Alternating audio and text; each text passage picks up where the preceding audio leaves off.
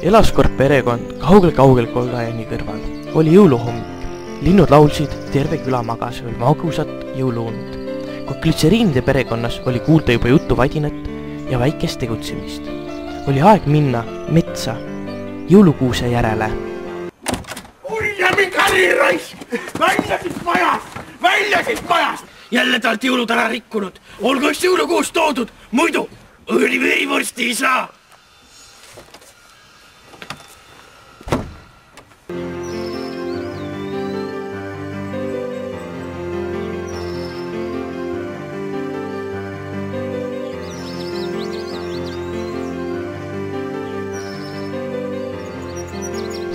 Kaasa võeti juutides kaitseks relv ja mõned laulvad kiltgranaadid ning köis kuuse koju vedamiseks. Kuuse kiireks maha saamiseks võeti kaasa C4. Ei, mitte nii palju. Kõigest natukene C4. Valmis? Jah, lähme toome selle kuuse ära, mõõrtu jõukas on minu. Nii nad siis teele asusid, kaasas kõik vajalik ühe ilusa jõulupuu koju toomiseks.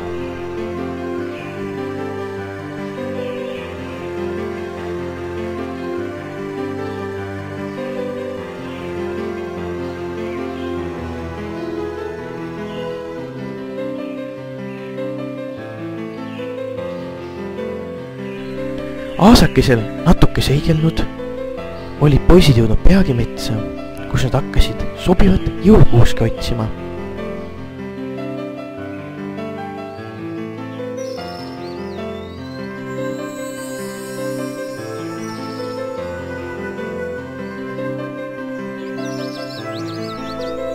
Kuid sobivat jõulupuud polnud kusagil leida. Üks oli liiga pikk ning teine jällegi liiga lühike ja nii nad käisid mööda metsa sobivat jõulupuud otsimas.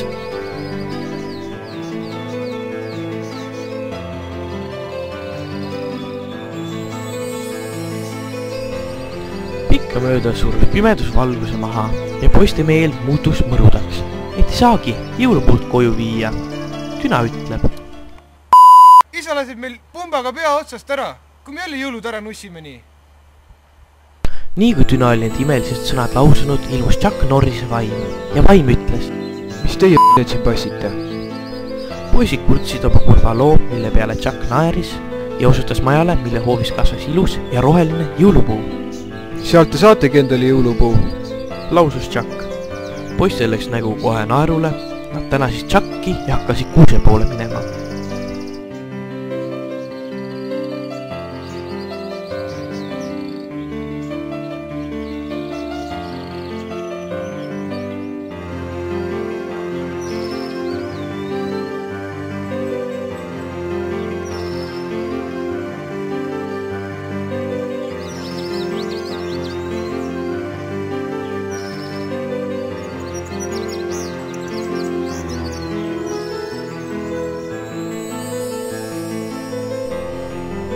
Poisid imetlesid mõni aeg jõulupuu ilu ja siis olid nad valmis jõulupuud maha võtma. Selle jaoks oli neil kaasa võetud C4, et saaks jõulupuu kiiresti maha. Paigutasid siis C4 jõulupuu juurikate vahele, süütasid süütenööri ja läksid turvalisse kaugusse plahvatust ootama.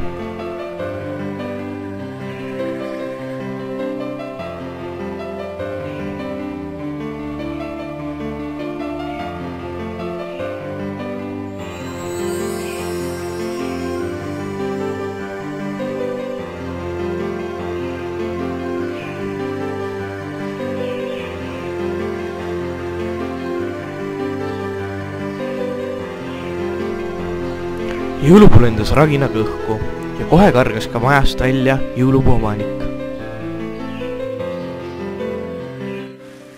Te lõhkusite mu kuusepuu ära, ütles rõõmsal meelel omanik ja võttis sammud poiste poole, et neid tiba noomida. Ja poisid vabandavad oma koerustüki pärast.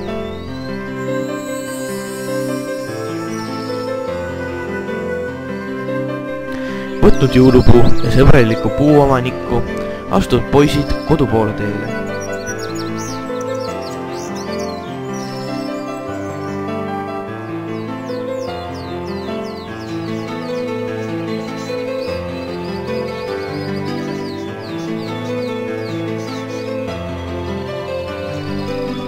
Jõudes koju ehtinud kuuse surnud omanikuga, äratanud oma isa üles, kes on kamina ette magama jäänud.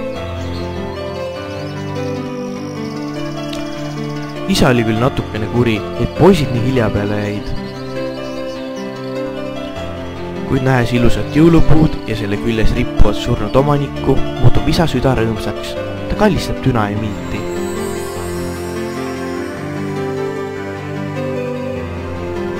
Siis istusid kõik lauda, et süüa jõulupraadi, mis oli valmistatud orja Pundafe poolt.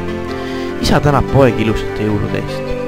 Ja nii nad elasid õnnelikult kuni järgmise nädalavahetuseni.